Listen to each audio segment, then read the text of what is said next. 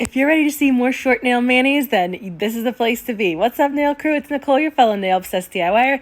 Today we're going to be doing a really easy color block and talk about how to dip reflective glitters. I am continuing with my short nail content for all of my friends who have short nails too, and I just wanted to make sure that I was making videos for everybody. I kept my nails long for a while, and it just felt like I had see so many people asking me about questions about dipping short nails that I wanted to keep mine short for a while too, so I can make sure I do enough videos to catch everybody. Now we're gonna do some really easy color blocking. If you haven't color blocked before, your best friend is gonna be some masking tape or painter's tape, and that's what I use to make my straight lines. That is how I get that nice straight line look going for all my color blocking. Make sure when you peel your tape up that you peel it up really gently. If you peel it up too fast or too wild, it can mess up your color block, and you definitely don't want to do that after you work so hard to get it to look nice. You'll see me on occasion just freehand color blocking, but for the most part, I like to use tape. The masking tape or the painter's tape works best. Now, if you're somebody who used peel base on your nails before you're actually dipping over them,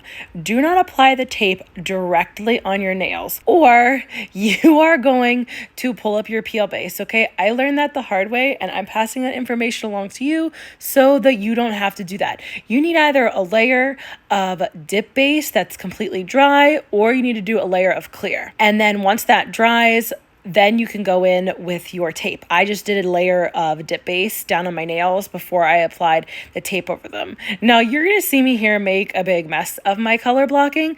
I decided I wanted to try to, after I had that nice line, I thought, oh, let me just freehand and like try to come up with another cool design. Well, that cool design ended up just looking terrible. I don't even know what I was doing, to be honest. I just thought, oh, let me just like throw some dip base somewhere else, and it did not turn out. So what you're gonna see me end up doing is pretending like that little bit of purple isn't on the other side of my nail, and just going back in with the color blocking of the reflective glitter in the spot that it should have been originally, and pretend like that purple dip underneath it is not even there.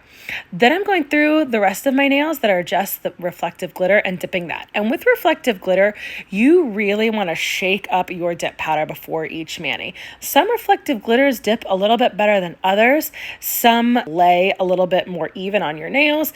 This one, I had to really make sure I shook it up well. These two dips are called Seems Fuuunnnn, and I lost my way for a minute, but now I'm back. They're both from the Ted Lasso inspired collection from OG Dip Powder, and these purples are like stealing my heart right now. If you know me, you know I am normally a pink obsessed person, but these purples have really won me over. I mean, I love wearing purple too, but the two manis that I have on right now in this video, I was freaking out, and I left it on for a lot longer than I normally do. I was really sad when one started to pop off. I had no intention of even popping them off until like they fell off themselves. When you're doing that reflective glitter, I made sure between every single dip that I shook the glitter up and made sure that like the sparklier glitters were more towards the top, so I could get a fuller coverage of the reflective glitter. And when I did my color blocking on the middle finger, I just applied the dip base right on the other side of my nail and pretended like I didn't have a little bit of purple, you know, over the color blocked line where I tried to do that like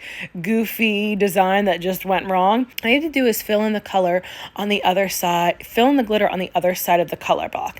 Now, if you're somebody who is super particular about having a perfectly straight line, you can put your tape down over the other side of your nail that you've already dipped, and you can activate that first, that when you lay the tape down, everything is going to be super even. Now, if you see my videos, you know I'm not a perfectionist, so I just go with it and apply the dip liquids on the other side of my nail where, you know, I want the other half of the color block to be, and I just go with it and hope that it looks pretty nice. Now, if you like want your line to be a little bit more even, but you're not like super perfectionist, you can just take your cuticle pusher. I used my metal one, and just make sure that you push the line of glitter back over a little bit. That's all I did to make my line just a little bit straighter, and it worked really well for me. So I was super happy about that. I haven't done that in a long time because usually I'm just like, it's fine. I'll just go with it. But I thought, let me see if this works. And I was really happy because it worked well. I actually learned that tip from my friend Ashley. She was the one who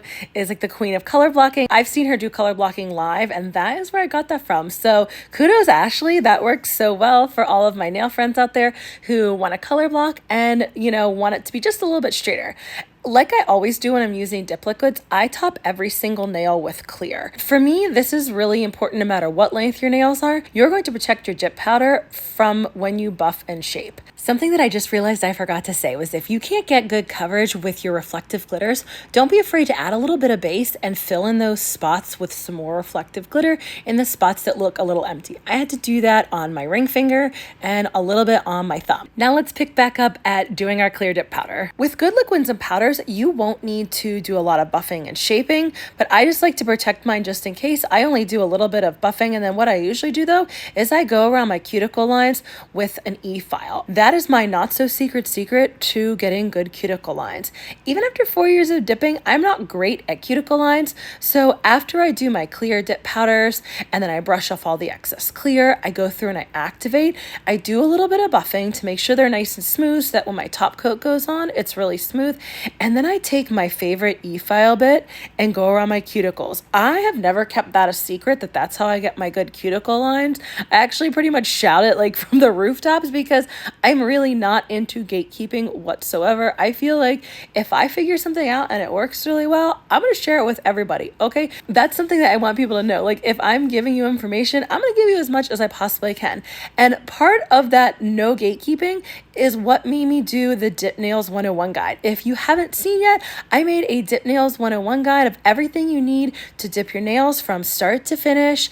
This is great if you're just starting or if you've been dipping your nails for a while but you feel like there's some things that you would love to learn. The guide that I made is every single thing that I could possibly think of that you would need to know, from prepping your nails to removal of them. I will make sure I link that in the first comment and in my description as well. So you saw me finish up with a clear dip powder, then I go through and I activate it, and once that hardened, I can go in and do any buffing I need to, and then I'm going in with my favorite cuticle bit. It's the gold Pana barrel bit and extra fine, and that is what gives me the beautiful cuticle lines that I absolutely love. And then once I'm finished with that, I go through and I spray my nails with some isopropyl alcohol to make sure that I get all of the dust and filings off. Next, I'll go through and do my activator and top coating process. But if you're still struggling with your dip nails lifting and you need some more help with that, make sure you check out this next video where I go over the 10 reasons that I found the dip nails lift. Thanks so much for joining me today, nail crew.